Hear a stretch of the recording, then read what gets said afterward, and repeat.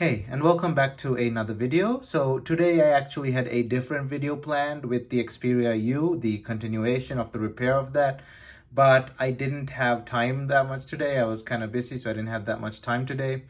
Had some stuff to do. So I was thinking what should I do today as a video. So I thought I'll just go over a list of phones that because in recent times the video basically I posted yesterday. This phone, the Samsung Droid Charge, I managed to somewhat fix it. So I just want to revisit some older phones that I tried to fix really hard but failed completely. Now, I have not fixed multiple phones and they're already in a pile there waiting to be fixed. Those phones either I have not fixed or not attempted to fix, or just given up because the fix is too expensive or out of my expertise. For example, Motorola Razer Max. The display is gone. There is another issue, the power issue, but I can easily fix that. But the display is gone. Replacement displays are expensive because they're AMOLEDs. So it's not worth fixing this, even though I know how to fix it. That's one example of a phone that I know how to fix, but it's not worth fixing. Same with those iPads. I know how to fix it, just have to replace the battery. But I just don't want to fix it. It's not worth my time. There's another phone here. Let me get it. So this phone, this is an LG Optimus 2X, the world's first dual-core smartphone. This thing, it turns on, it keeps rebooting. I have not put the time into resetting it because a simple reset won't work, so I had to flash it and all that stuff. This is a phone that I have not given proper time to try and fix. So I'm not including it here because I'm sure it can be easily fixed. These phones I have up here in front of me, these are phones that cannot be fixed for various reasons. No matter what I try, most of these are, despite my expertise, even if I was like a 100% expert and I knew perfect micro soldering and I had the tools, it still wouldn't fix these phones because they're crap. Or they're just broken beyond repair. So let's start with the first one. Sharp Aqueous Crystal. Works, turns on, but it has that com.android error that keeps popping up. You've seen this phone in a couple of my videos. It's in great shape. Touchscreen's in great shape. A lot of these phones have like screwed up, scratched up screens, but this one is a good looking screen. Turns on, battery's okay. Everything is fine. It has that com.android error.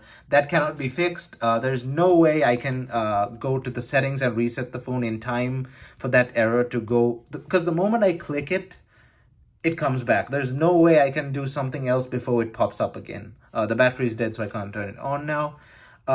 This thing has no boot menu, as with a lot of Japanese phones, including Sony's and Sony Ericsson's.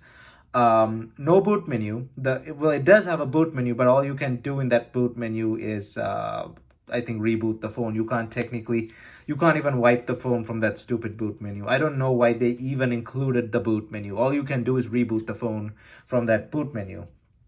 So this phone can't be fixed. There's no software for this phone online because it was generally a failure in the US because of its bad specs. This phone is the world's first true borderless phone. That's what it's called, the world's first true borderless phone. But it was a fail because the rest of its features are just horrible for its time even.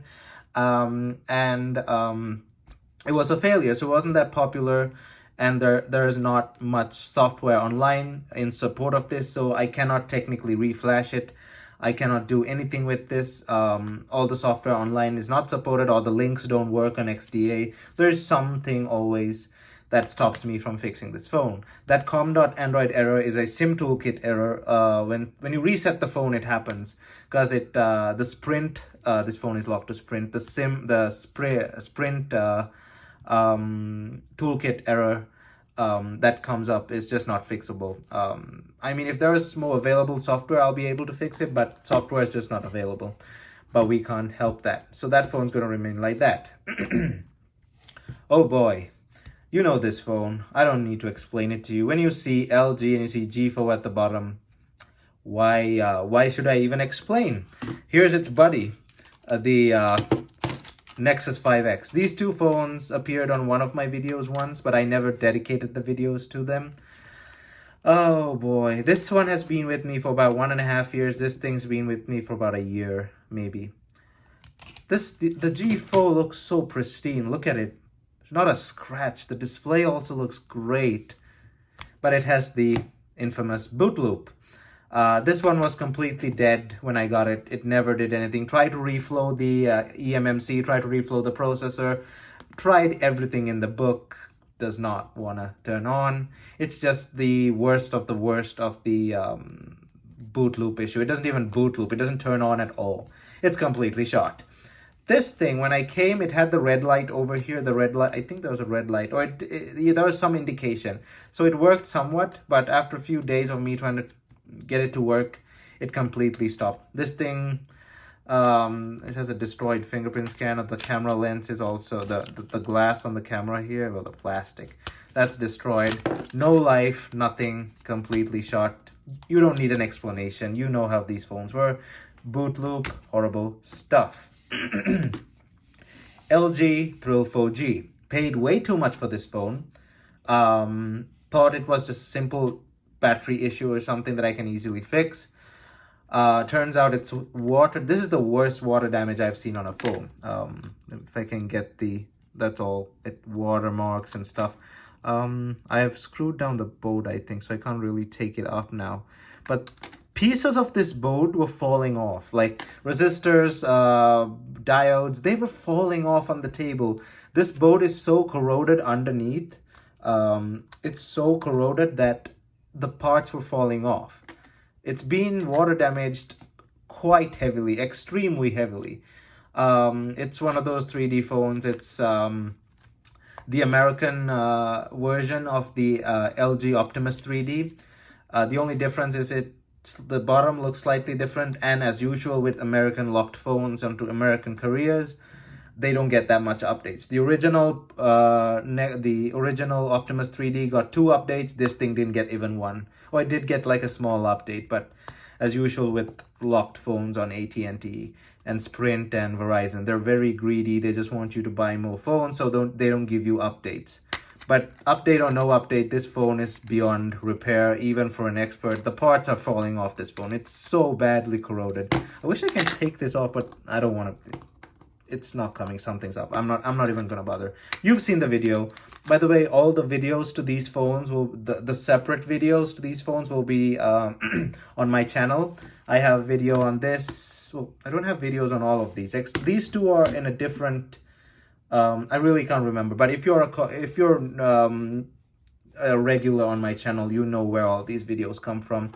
They're all on my channel. This has its own video too. It was a big fail. I paid $13, big waste of money.